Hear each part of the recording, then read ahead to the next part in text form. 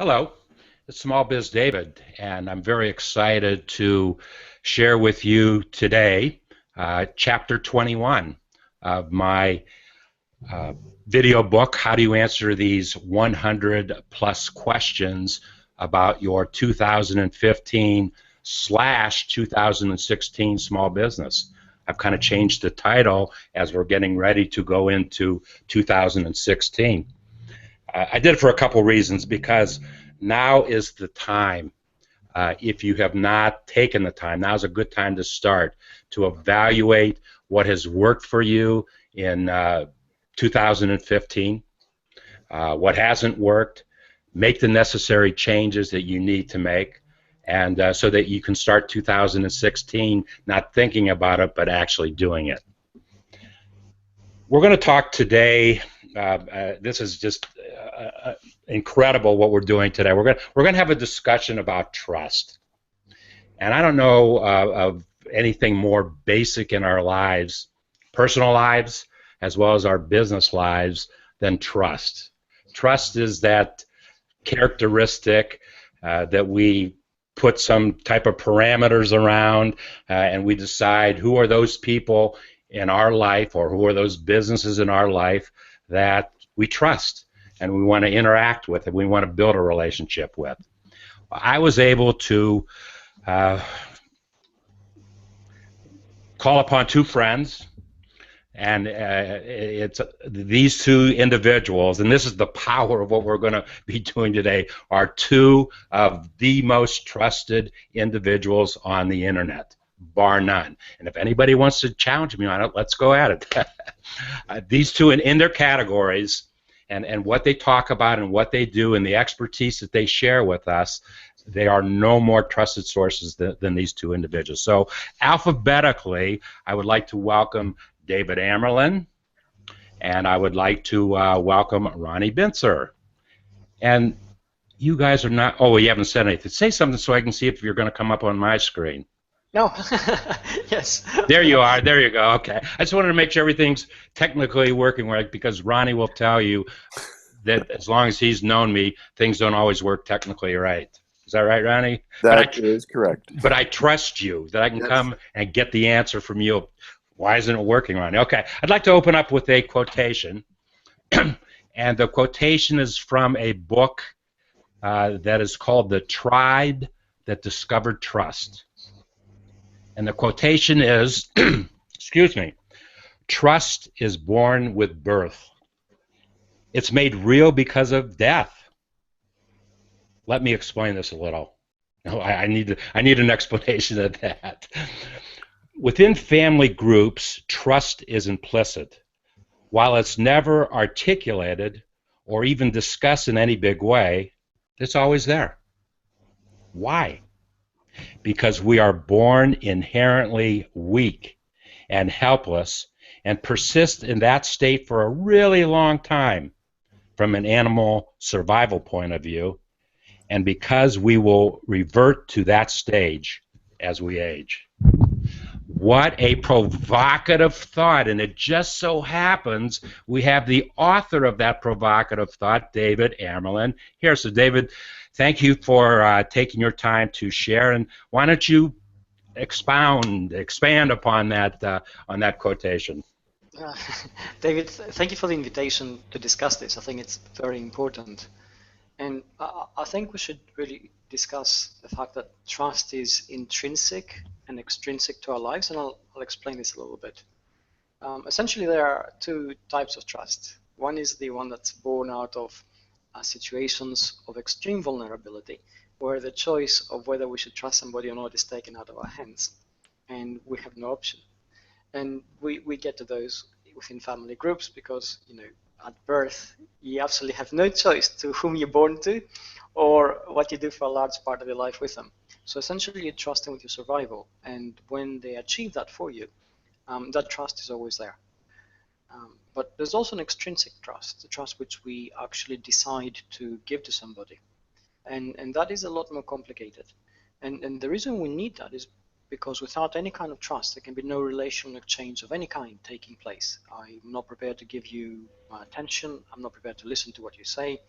I'm definitely not prepared to give you any kind of money in exchange for goods or services, simply because I don't have any expectation that the outcome of that transaction is going to be a positive one.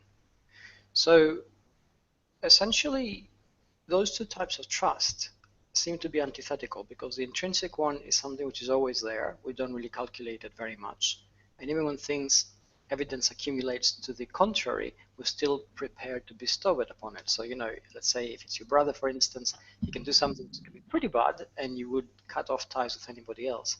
But you wouldn't, because he's your brother, and you would automatically trust him again the next time, and the next time after that, and the next time after that. And in the extrinsic world, it's the exact opposite. Trust has to be constantly vied for. It has to be built up all the time. It can be lost very easily, and you have to work extremely hard just to actually get anywhere with it. You raised some really interesting points that hit home with me personally when you talked about trust and a brother. And I had a brother that made it very, very difficult for me to trust him. So in my case, it wasn't automatic. But there's one person in my life that I've trusted for 66 years, and that's my mother, who is still living at age 92. And one of the reasons, and I sealed this trust, David, when I was 14 years old, I took a pledge that I would never, ever do anything that I couldn't talk to my mother about. I trusted that my mother was going to be the source that I could go to, and you know what? My mother hasn't always enjoyed to hear what I've had to take to her, but I've kept that pledge until this day, and so it plays into that whole thing. Trust between a child and a mother. I mean, I don't think there's anything more basic than that. Ronnie, we're going to come back and do some things about video marketing, because you did a wonderful blab just last week on video marketing, and I enjoyed it, and we're going to talk about it because your topic of conversation was establishing trust within doing videos to establish trust. Right. That's a business concept. Would you like to just give a big open statement about that, and we'll get back to some more detail on it? Sure. And first off, I'd like to thank you for trusting me to bring me into this. You're the hangout helper. How could I not trust you? Well, no, but it's a sign of honor. I take it that way. And to skip forward with something, and then we'll come back to it later. I believe there's a couple components. One is trust, and the other is love. And to me, and maybe David Amerland is going to be tricky here. David Amerland and I will have a discussion during this time right now, but to me, trust generally is earned, where love is something that you stick with. And that may be different than a lot of other people think about it, but the intrinsic versus extrinsic, I can see that with the earning part more. But at some point, and this might tie into your point, David Leopold, about your brother. I can be David number 2 and he's David number 1. I'm quite fine with that label. I am quite fine with that. I'm quite fine with the other David. But at some point, when we're talking about a familial unit or family unit, we've got some people that offend us or betray us to such a degree that trust is gone. But there's still love. There's still a degree of love that's there. And then that trust can maybe be earned back again. But for some families, that doesn't happen.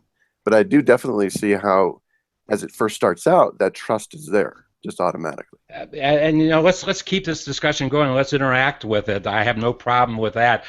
David, is there a difference?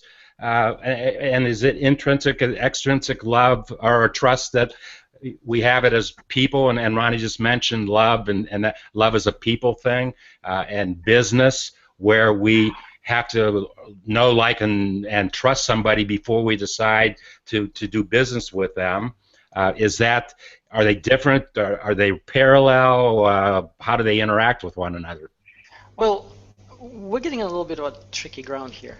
Okay, good. I like tricky ground. Primarily because while we can actually algorithmically work out trust and ascribe it a very precise value. We can't do the same for love. And I don't think, if we take the hard definition of love in many ways, it contradicts logic, whereas trust doesn't. So I totally respect what Ronnie says. I think that's something which we all need to think about in terms of what we are prepared to ascribe to somebody in terms of our feelings. But I think the moment we actually think about that, there's an element of trust inherent in that anyway, because I think it would be impossible to love somebody or even think of loving them without trusting them to some degree, even though you say, well, I don't trust them now. But you know that you're going perhaps to rebuild that relationship and trust them again, which perhaps brings us to the familial aspect of Ronnie's remark. But Ronnie made a very important point here. The moment we talk about family, that trust is ascribed automatically. And I know that we have all heard tales of family members breaking ties and relationships and cutting off all kind of contact, and it has happened before, and it's going to happen again.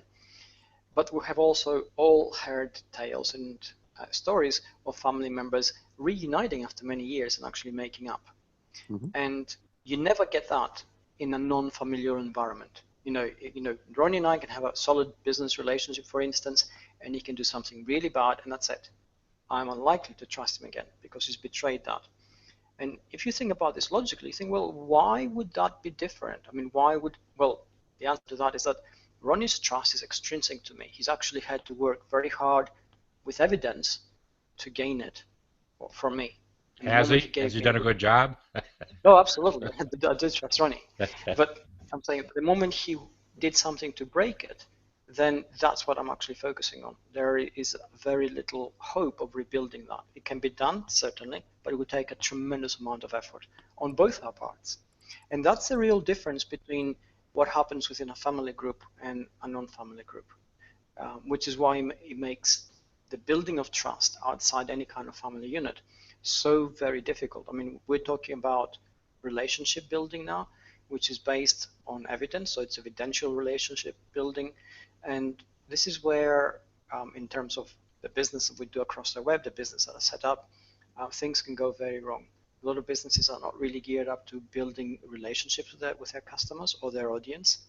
And they're even less geared up to gaining and maintaining trust from that audience. And again, we see a lot of issues which come up because of that. I have been doing a lot of evaluation of my personal business life of over 40 years. And as I look back and I think about the biggest mistakes that I have made, and I've made way too many mistakes, the biggest mistakes have come from matters of trust, and people that I trusted would do things for my business, with my business, and not only did they not deliver, but they did things of a negative fashion as opposed to a positive fashion, and that's consistent. And I guess that's my judge of character. I guess that says something about my judge of character. Ronnie, I saw something you wanted to respond. Yeah, I want to bring in another powerful word. It's called forgiveness. Forgiveness, and how that ties into it. So I believe that when someone has a relationship to such a degree that trust is part of it, and then one party violates that trust, depending on what level of trust they were given, there's a better chance forgiveness can come back and that can be restored. The trust can be restored. So people are willing to give you a second chance if you had a good basis of trust. Whereas if your trust was a little fleety and then you did something that they didn't like, they're gone. I can't believe you brought up the word forgives, because it's been going through my mind, and to me it's pretty easy. It's pretty easy to forgive somebody.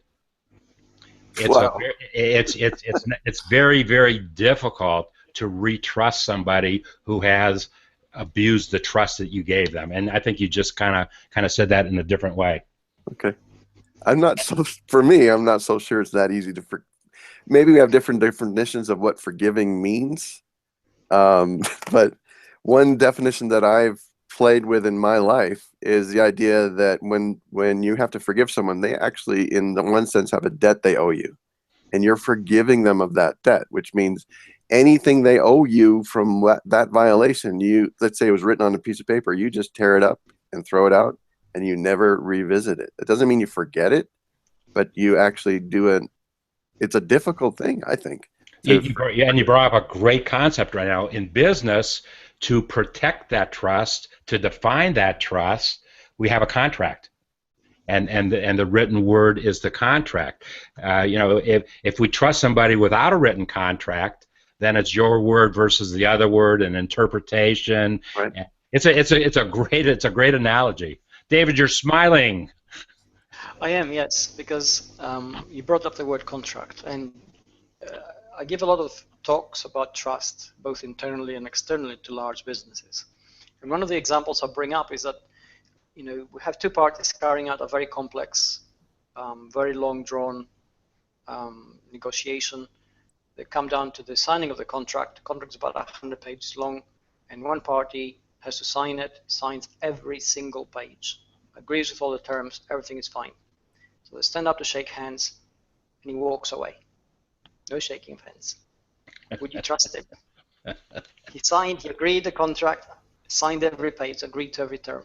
And the answer to that is no, you wouldn't trust him, which comes down to the relationship which you build at a very human level with another person. So essentially, yes, we have contracts, but a contract is only a symbol of the symmetry of power which exists in a relationship. If a person is willing to walk away, uncaring whether he offends you or not personally, I would suggest that the symmetry of power in that relationship is unbalanced. Therefore, whatever contract you may have is not really going to protect you from a breach of trust, and perhaps even a breach of contrast. So that comes down to what you said before about judgment of character.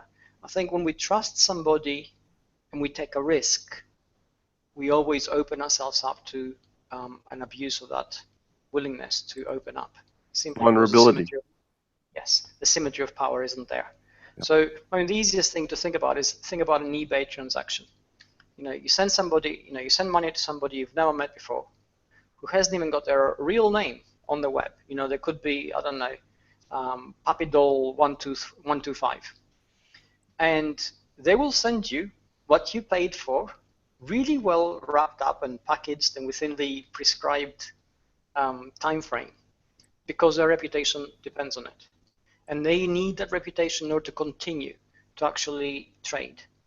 And the whole thing works like this amongst strangers for the flimsiest of reasons, simply because there's symmetry in power for both parties. So, if he takes my money and walks away, never sends me anything, or doesn't send me what I ordered, or it's not well wrapped up and packaged and comes damaged, well, I'm going to leave bad feedback, which is going to damage his reputation. It's going to affect his ability to trade, which means he won't be able to make a living properly. So there's actually monetary loss. So it's a kind of symmetry of power that actually allows us to take calculated risks and become vulnerable equally, which then generates trust between two strangers, two parties. And we need to think about this every time we create conditions, have some kind of trade, when we open up a business on the web, for instance, or even a shop in real life. It's not enough to project the values that we are solid and trustworthy and everything else. We actually need to be able to show that we're willing to become vulnerable to the people we actually trade with. And that's how you begin to create a kind of relationship. Case in point, Amazon. If you buy anything from Amazon, well, you can return it the next day. They'll give you your money back, no questions asked. Are they going to lose money on the transaction? Absolutely, yes. But what happens to that? Because they're prepared to take that leap of faith, most of us will not abuse that. And we will actually do business with them. It works for us and it works for Amazon. And Amazon actually typifies that kind of calculated risk. And that's their business model. They have to do that order, and they have to stand by that order, as you said, or they couldn't build the businesses that they have built. When I was listening to you, David, the first thing I started to think about, well, what about identity theft? What about the individual that has stolen a credit card and they go out and they go on a buying spree? Well, Amazon is obligated to send the item, the merchandise, to an individual who can give a proper credit card and give all the other information that is needed. And yet, they're sending it to someone who has stolen the car to get. So it's a crazy, it's a vicious circle sometimes that we have to. Well, it's a risk which they're prepared to take. Like the banks, long before identity theft became a public thing and credit card fraud became a huge thing, which we all talk about.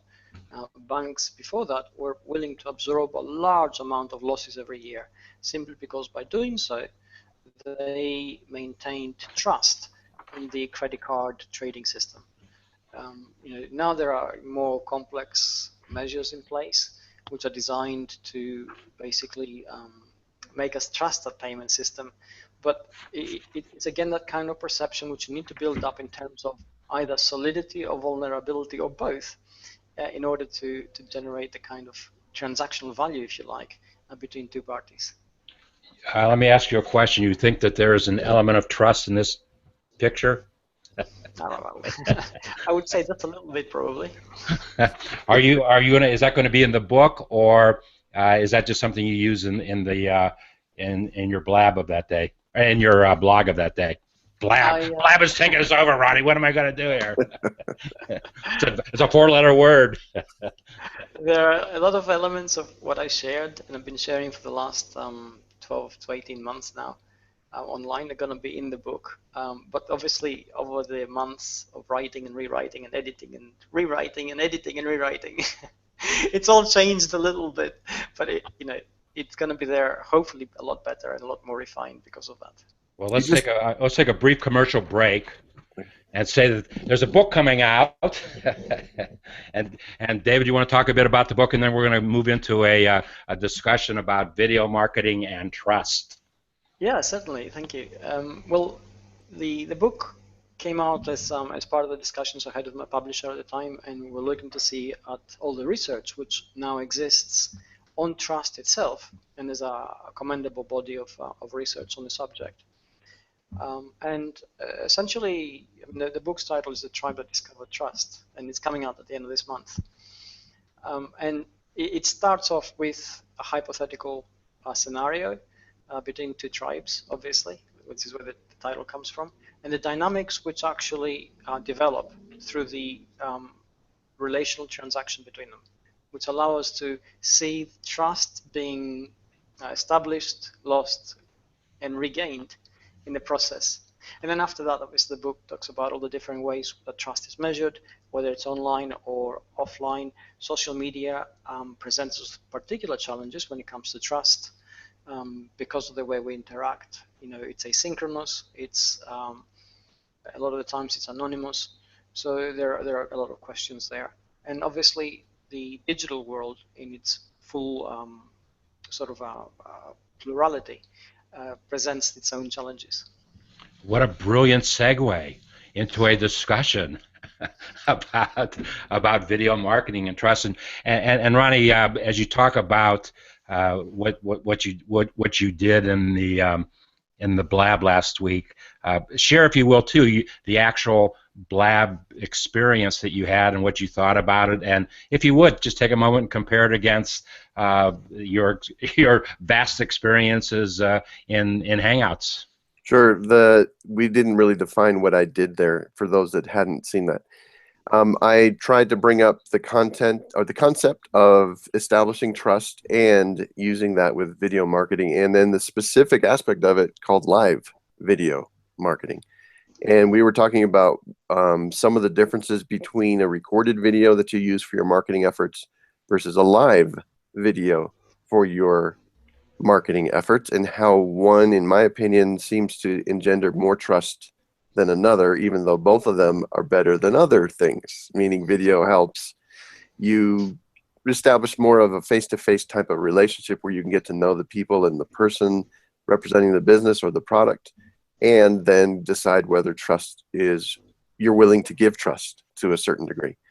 And we were using the Blab platform because at this point in time, it's relatively new for a lot of marketers, and it's easier in many senses to get people to come into the video area, or called the video room, with the Blab tool versus some of the difficulties that people have with Hangouts to get people to come in visually and we were kind of comparing those two things, and then I was comparing some of the aspects of Blab versus Hangouts as about the visibility of it, meaning in Blabs they're always public. There is no choice. That's the way a lot of these products start, and then eventually many of them roll out an environment where it's more protected or controlled, like an unlisted or a private environment.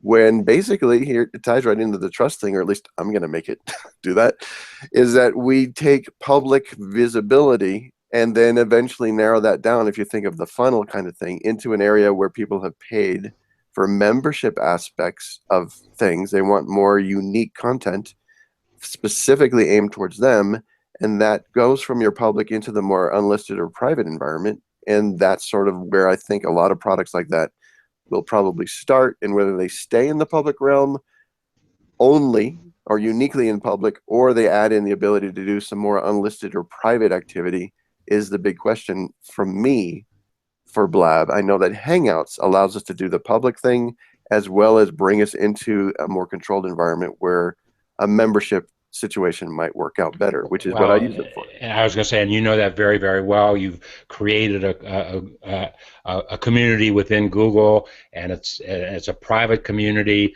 and you create a video, a live video, and it's only available to the folks in your community. Right. So, wow, you know how to do that stuff not better than anybody else. That's why you're the Hangout helper. And the thing it's amazing to me, the impact that blabbing is having. You know, a lot of the folks that jumped and are trying out are folks that are originally Hangout folks. They did Hangouts and they just wanted to see what might happen, you know, in a new environment. A lot of stuff has happened, but we have to keep in mind, A, they're in beta test, and B, the test is less than 90 days old already. and so all this energy is happening, and we're all trying out to see. And I've read some things that some comments out there from folks who I trust. I haven't trusted their comments, to be quite honest with you, because it didn't make sense. They wanted to jump on a new bandwagon, and forget about the old and what happened. And who knows? Blab may decide in the next 5 minutes that they want to change the way things are being done, and it's in a beta test, and they'll do that. How many sleepless nights have you had, Ronnie, when Google decided to make some changes, didn't tell us about it, and everybody's running to you to say, Ronnie, what happened? How do I fix it? What's interesting, Google has a beta testing program called Trusted Testers. You know, isn't that interesting? And you are a trusted tester, I think. And I got to be one of those because they saw what I was doing, and to some degree decided they wanted to trust me with that. And but it's very understood. At least I have never slammed Blab by saying they don't do this, they don't do that. I know that there's a development process, and I can see that, but I also understand that they might want to have a different angle. And maybe they don't want to bring in all these things that some of us might be asking for because it makes it more complex. And costly. Well, but primarily complex because it right now is more simple than other tools. And I think that's one of the reasons why a lot of people are running to it, because of its mere simplicity. I'm going to throw an idea out there. I think maybe I originally got, well, I know I originally did because it's a chapter of my book, from David and his book on SEO help, where he talks about websites and how is your website SEO ready? Is it a good SEO website? And we had a discussion about that, and it ties into video marketing, Ronnie, and I'd like both of you to comment. I am a firm believer that, well, stepping back for a moment, I don't enjoy writing necessarily, but I do enjoy doing videos. So why shouldn't I do videos? If that's the way that I enjoy my communication, I'm probably trusted more in the video aspect versus something that I might write, just because I enjoy doing videos. I have made the statement, and I'd like to hear both of your comments on this, that I don't think a homepage to a website should exist without a video on it of some sort. I just, it's a belief, the developer of the website, the owner of the website, the concept, something about that website, because we know that folks they'll go to a video before they will read something, I think. Is that a good statement, Ronnie? And then David, I'd like your comment on that also. I think a lot of people will. There's some that prefer to just read so they can skim, but others want to make that connection. And I remember David, I love quoting you, David Amerland. Okay. Who doesn't? So many quotable little nuggets. He's a trusted source. I remember the only place I quote more than David Amerland is The Princess Bride, the movie. Good analogy. Wow. But one of the favorite quotes that I've got from David Amerland is, being authentic is hard to fake. And that's just one that sat with me ever since I heard him say it. And David and I first connected about this main idea of trust being, you can shortcut things using live video or video to get people to trust you faster than almost any other method. And that value was why both of us have really embraced this technology that we're using right now to do live interactive video and let people hear what we're talking about, hear our beliefs, and see our quirks and the things that they decide they want to trust or like us or know us or not. And this shortcut is something that I think brands have much more difficulty with than the smaller organizations, for many reasons. And we can go into those later if you want. But David also said, David, I'm saying all these things so you can reinforce them or whatever. That's kind of it. But he has also said that brands need to be more personal or personable, and many of the smaller organizations or solopreneurs are trying to become more branded. So it's sort of this mix of things. And so it really depends. And also one other piece, I'm just throwing a bunch of ideas here, was that the small business versus the larger business are more on an equal playing field because of this concept of brands being behind the curve when it comes to being more personal. And so, David, I'll pass that on over to you to take it from there. Thank you. And I love all those things you just threw up in the air now, because it shows the complexity we're actually trying to achieve. Essentially, what we really want is to form relationships across the web that allow us to establish friends in terms of people we really like and would absolutely love to be in our lives more and more. Business relationships, people who can help and who can perhaps help us. And also the general wider audience, which has some kind of transactional value for us, whether it's perhaps the attention they give us or the stuff they buy from us, and so on. And these are exactly the same sort of challenges that a business faces as an individual. But the way the individual would address it is a little bit different because of the constraints in time and perhaps manpower, and the business would also address it in a different way. And what Ronnie pretty much described now is the synthesis which needs to take place. I mean, if you're an individual, certainly you will be personable because you can't be anything else.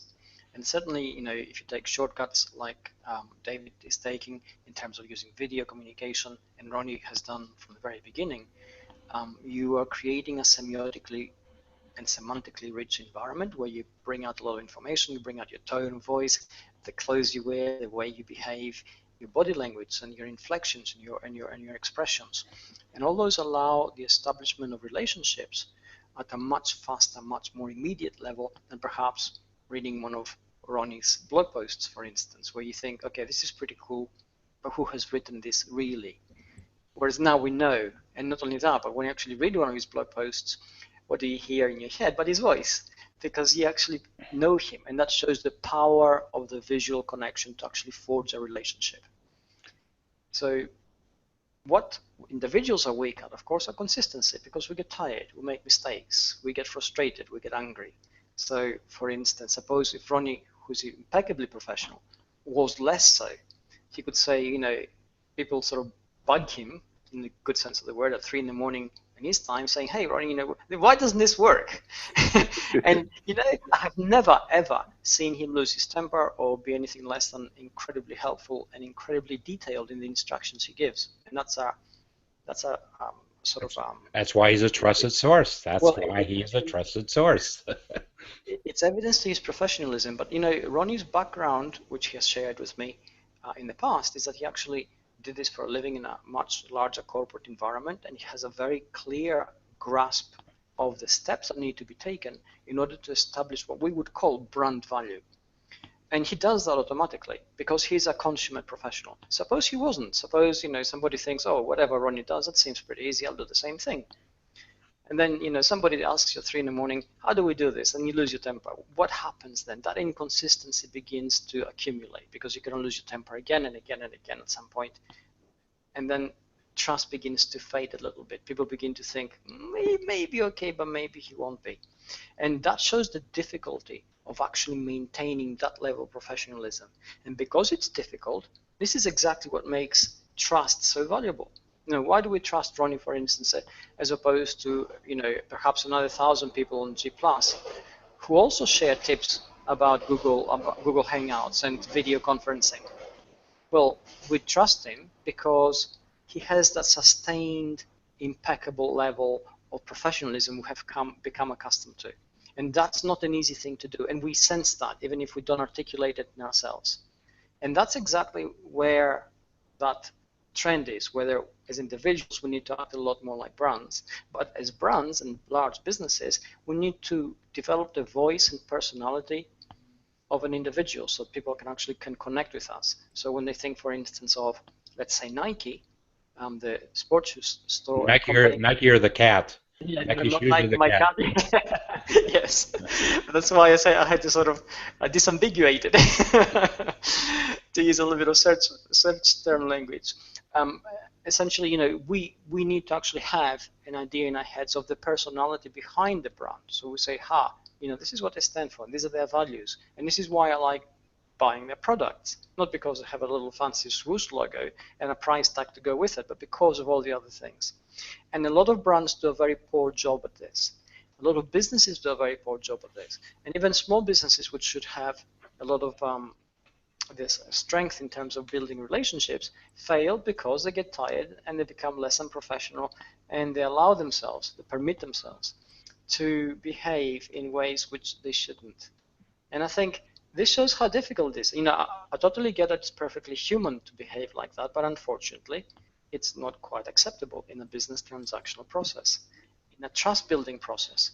So really, if some people can pull it off and some people can't, that give the ability to pull it off gives intrinsic value to the fact that they can actually do it.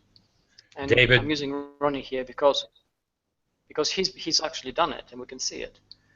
So, you know, we can see how difficult that is. Treat the world one Sunday, and instead of writing your Sunday read audio, do a video of your Sunday read. It would be an incredible experience. Incredible experience.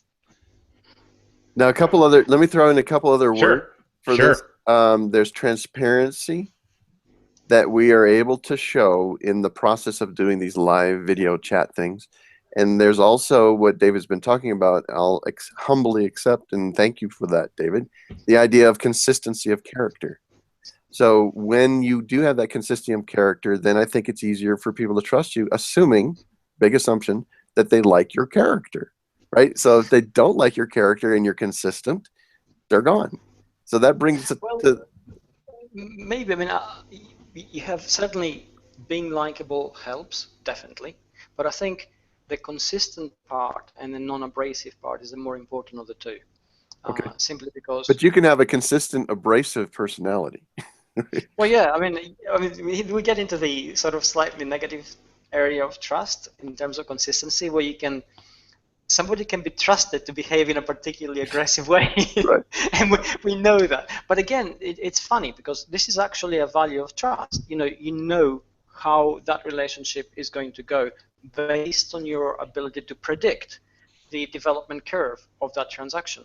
So again, there is a certain element of trust in a negative sense of the word here that allows us to, again, do what we do every time we use trust as a measuring device to determine risk. And we know that the risk here is high, for instance, that things will go south.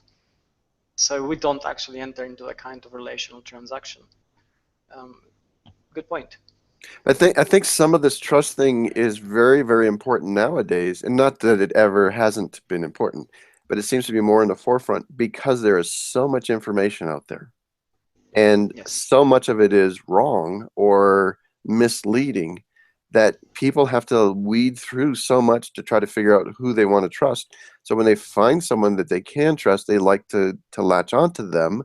And for your business, when you can become that established point of trust, you have more capability of influence. When is that point, Ronnie? You bring up a great point, and I love to talk about it. When is that point where we sort through all the information, and then we say, okay, I'm going to trust this individual over that individual? What is that? What's the enlightenment there? What's the light bulb that goes off? I think the light bulb when it goes off is when a specific thing you were looking for an answer for, they come out with it, and they compare that to other answers that aren't quite the same or quite accurate as much. And as a result of that, you decide, yep, I think I'm going to follow this person a little bit more. And I mean, even some of the terminology now that we use, following a person, right? That came in with this internet stuff. You didn't go out when a business was a business you trusted. You didn't say, I'm going to follow them so much. But maybe David's going to challenge me on that, but maybe you did. Actually, it's funny you bring up that expression because I wanted to say something in the beginning of our discussion and I didn't, that between the two of you, over 500,000 people every single day look to you because you are trusting individuals, between the two of you. And that's a wonderful place to be, but it also has a tremendous amount of responsibility and pressure. You know though, and David Amerland, please speak to this. When you have consistency of character, meaning this is just the way you are, it's a lot easier for you to continue to do something that is continued to be considered trustworthy because it's just part of your nature, something that you've worked into your processes in your life so that it's just what you do naturally. Yes. Yes. And I think this is where being authentic actually comes in. And we say, be authentic. And people think, well, we say be yourself. And I frequently say that, be yourself because you can't be anybody else. And people think, well, do I need to overshare? Do I need to be over personal? No, but you need to actually be your core values. You need to be you because that's what you actually believe in. And yes, you can fake being anything and anybody for a short period of time, but it is only a short period of time. If you don't believe it, there's no consistency, there's no alignment of your real values behind it, and you're going to be tripped up because you can't maintain it. It's that simple. I think Ronnie's point about the transparency is actually quite important because it is that in itself that has made everything else as possible and as imperative as it is now. If we didn't have transparency, if we didn't have connectivity, if we couldn't see things and reshare these things and actually amplify them, then in the compartmentalized world of the past, nothing would have changed. You could be anybody within a little box, and somebody else outside that box, and somebody else in a different box, and nobody would be the wiser. And now you can't do that more, and that's the huge challenge behind it all. Ronnie, I think I know another reason why you love videos, because there are true. The eyes speak the truth. It talks to transparency, but eyes don't often lie. You can tell as you watch somebody, observe somebody. We talk about body movement. David mentioned body movement, but the truth is in the eyes. Look into the camera and tell them what you really believe. True. Okay, we could probably talk for another 4 or 5 hours. I'm sure you gentlemen have other things you want to do with your next 4 or 5 hours. I do have one final question, and I don't know if it's a good question or not, but there's something that came to mind. We talk about we choose to do business with somebody because we know, like, and trust them. Should the reverse be true, and should a service provider go through some type of thought process themselves to say, should I trust that individual as a customer? Well, yes, absolutely. I think any kind of business that doesn't actually trust its customer base or its potential audience is setting itself up to fail. And we have examples here. You know, there are cases, for instance, of businesses where they're so protective of their brand and their image that they will not allow their logo to be portrayed or used anywhere else, even if it's fan-based content, for instance. And what happens? They come in for a lot of bad publicity as a result. They come in over-restrictive, and then here comes a question. If you're so over-restrictive and overprotective, what are you hiding exactly? And even if they're not hiding anything in particular, they're actually showing that there's an element of mistrust at the external interface of the business. And again, because of transparency, because of consistency, because of authenticity, as Ronnie mentioned already, we know that it is almost impossible to have trust at the customer interface of a business with its audience if you don't have trust internally within the business. If you don't have trust internally within the business, then you don't have the kind of business that people should actually be trusting in the first place. You know, it's the same thing as an individual. If you don't present who you are, so essentially there's a hidden element of mistrust in your ability to consistently do that. You're always very cagey. You know, somebody asks you a question and you think, why are they asking that? What are they trying to get to? So essentially, your reaction is going to be a little bit sharper than it should, or a bit more evasive than it should, and alarm bells go off. As human beings, a large part of our processing power, our cognitive processing power, is given over to the calculation, establishment of these trust values in the relationships. And it's an ever-ongoing process. So, you know, again, the credit of Ronnie's observation on this. If you don't have that throughout, that consistency, which allows things to be smooth and easy and appear unforced, then things begin to become very rocky. Quick question, David, that I wanted to ask in regards to the book, and maybe it's a great summary statement about our discussion today, and that's the balance of trust, composition of personal trust versus the pathway to universal trust. Well, or is that too complex a thing to deal with? Well, perhaps it is in terms of the allocated time that we have, but what I will say is that there are many different elements of trust, and there are many different flavors of trust. And in the way that we establish transactional processes, the way we actually establish the relationships, each one can be broken down into very specific steps, and these steps need to be taken.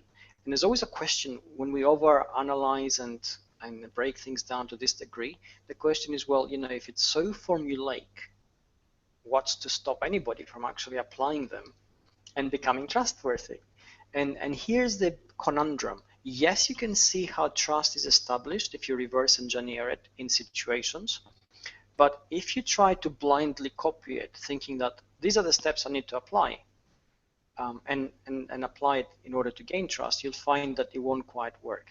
That misalignment of our values and purpose behind our actions actually comes through. And again, both you and Ronnie have made a tremendous point here in terms of the video contact and its importance. Perhaps we could hide a lot of our not so right intentions behind text, but the moment we get on video and that comes through, it's very difficult to actually hide. It's a shortcut to establishing trust in relationships very quickly, simply because we can ascertain the value of what's being said and who says it and what intent they have. So when we actually analyze all the different types of trusts that are available, well, they allow us to see where perhaps we might be going wrong because we don't know what we don't know. But it doesn't necessarily allow us to become more trustworthy if we're not trustworthy to begin with. And I think that's a brilliant statement of the human condition. Ronnie, do you have a final statement that you would like to make? Yeah, to play right off of what David Amerland is the idea of how this shows itself to be very evident inside live video chats. And so, for example, if you have a scripted environment and you're supposed to read the script and not get anywhere, not stray from the script at all, you always have these specific words you have to say, which is common when you're doing a recorded video and you're editing it, but it's less common or less possible when you're doing a live video chat. bringing in that idea that people will get to the point where they will trust you more and more quickly if they see how you respond to a question. Now, that question may have some degree of scriptedness, if that's even a word. You just made one up. Okay. But the ability to see the banter and the back and forth and the normal conversation, and you see whether this person's A, prepared, B, really believes in what they're saying, and C, seems to be willing and able to address things even if they're not what they were expecting. You grow in your trust of them much more rapidly, and that seems to me to really happen in live video in a place other than maybe at a dinner party or a face-to-face meeting that you can't really do with everybody all over the world, but you can do that with your live video presentation. So to me, that's where part of the power of this live interaction even goes further than regular recorded videos outside of live interaction, and it brings that level of trust, which brings us right back to this ability to establish trust more quickly using these types of media than I believe it's possible just three years ago. Perfect. Perfect. And thank you for bringing that out. I want to thank the two of you, two folks that I've met on the internet, inside of Google+, trust implicitly. We've done business with one another. Both of you have contributed to my video book, which will be archived forever. So I want to thank you for that. If you would do a small favor for me, Vivek asked a question in the event stream that I did not take time in our discussion here. If the two of you would take a few moments to give an answer to his question, he and I would greatly appreciate it. And well, what else can we say? Let me throw in one more thing. Sure, absolutely. The sign right behind you talks about dreaming with entrepreneurs. Entrepreneurs tend to find value by bouncing ideas off of similar-minded people. So with this type of environment that we're talking about and using with live video, you can grow to the point where you trust somebody, not necessarily as a customer, but maybe as a compadre or someone that you're going to be working with and doing projects with, and you will get to the point where you trust them. You can do live video meetings. They don't have to be recorded, and you grow in your trust. For example, I did that with both of the gentlemen that are here and David Amerland a while ago, and we got to the point where David, who doesn't know me from Adam prior to this, asked me to help him in some technical editing of one of his books. And so the ability to have commingling conversations and grow and have a team that doesn't have to be in your city or your office, it can be anywhere in the world, is one of the phenomenal things I think that we've got with this live video interactive thing. You see that dreaming with entrepreneurs up there, and you can't see that really well, but if you've studied it, that's a cruise ship, and someday we're going to call it the Trusted Cruise, and we're going to get a cruise ship, and we're going to be on it together for a week, and we're going to meet each other in real life, and my goodness, the trust relationships that will evolve from that will be incredible. Maybe we'll take a few videos, maybe we'll do a few hangouts, whatever. Fantastic. Thank you again. This has been one of the most enjoyable hours that I have spent in putting together content for my book, and as I said, there's no two individuals I trust more than the two that I asked to share their thoughts about trust today, and we'll see you the next time, the next chapter, which may very well be the best one. Take care.